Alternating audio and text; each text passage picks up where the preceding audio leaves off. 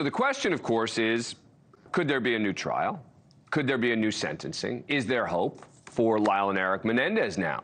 Back with me, Jesse Weber, Misty Marris, and Jonna Spilbor, all attorneys. Jesse, you think there's any hope? I don't see it. Now, what do I mean by that? I mean, of course, we've had cases before where a murder conviction could be vacated, a manslaughter conviction could be replaced.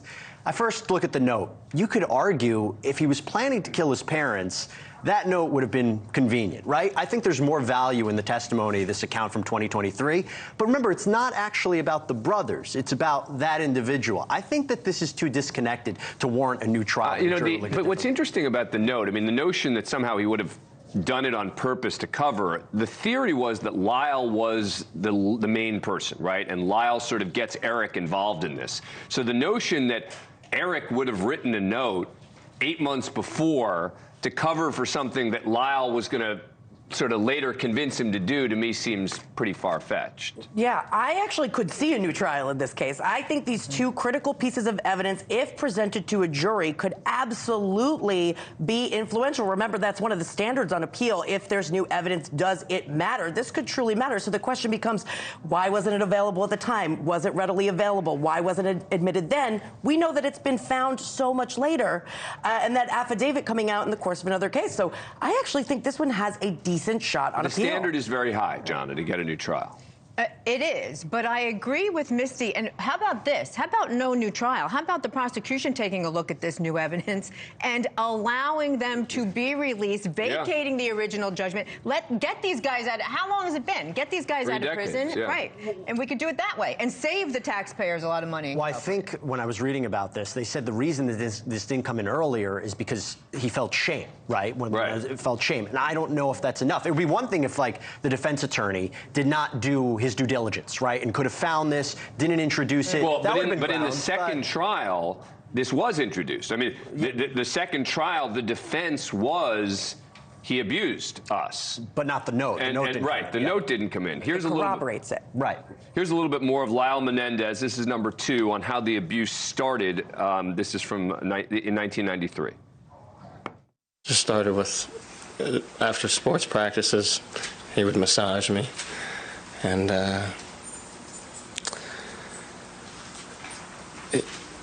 we would have these talks, and he would show me, and he would fondle me, and he would ask me to do the same with him, and I would touch him, and we would undress. Where would this take place? In my bedroom. But the bottom line is, Misty, that jurors were afforded the opportunity to hear that, and they didn't believe it. Right, and now, though, there might be evidence to corroborate that. And the other piece of this is that the question is, why not come forward about the abuse before the trial, right? Why wasn't it reported? Why didn't you try and stop it before going to this extreme step? But there's a whole new mentality about that now. We've seen it in litigation statutes around the country, these look-back statutes that open up, and I think there's definitely a chance for them if this goes back to the courtroom. Let me play a little bit from Erik Menendez, because, again, the note that we're talking about was written by Erik Menendez. This is number 3. Almost all the times with the sex, I would say to myself, I'm not going to let this happen. I'm going to stop it. As soon as he comes into my room, I'm going to fight him. I'm going to jump on him.